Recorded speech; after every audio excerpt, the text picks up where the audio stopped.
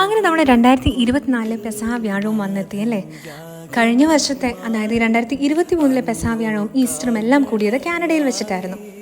അപ്പോൾ ഇന്ന് രാവിലെ തന്നെ അമ്മ ഇന്ദ്രിയപ്പവും അതിനോടൊപ്പമുള്ള പാലും ഒക്കെ ഉണ്ടാക്കി വെച്ചിരുന്നു. കൂട്ടത്തിൽ തന്നെ ഞാൻ നമ്മുടെ 12 കാല് കഴുകുന്ന 12 പേർക്ക് ഉള്ള ബണ്ണിൻ്റെ പാക്കിംഗ് പരിപാടിയിലാണ് കേട്ടോ. അതിനുശേഷം നമ്മൾ പള്ളിയിൽ പോയി പള്ളിയിലെ ശുശ്രൂഷകളെല്ലാം കഴിഞ്ഞ് വന്നതിന് ശേഷം നമുക്ക് ഈ അപ്പം മുറിച്ച് നമ്മൾ ഷെയർ ചെയ്യുന്ന ഒരു ചടങ്ങിലേക്കാണ് വന്നത്. അപ്പോൾ നമ്മുടെ വീട്ടിലെ ഗൃഹനാഥന്മാരാണ് നമ്മൾ പ്രാർത്ഥനയ്ക്ക് ശേഷം ഈ അപ്പം മുറിച്ച് പാലിൽ മുക്കി എല്ലാവർക്കും നൽകുന്നത്. ഇവിടെ ഡാഡി ഞങ്ങൾക്ക് എല്ലാവർക്കും നൽകി. അതിനോടൊപ്പം തന്നെ ഞങ്ങൾ അങ്ങോട്ടും ഇങ്ങോട്ടും നമ്മൾ ഷെയർ ചെയ്തു.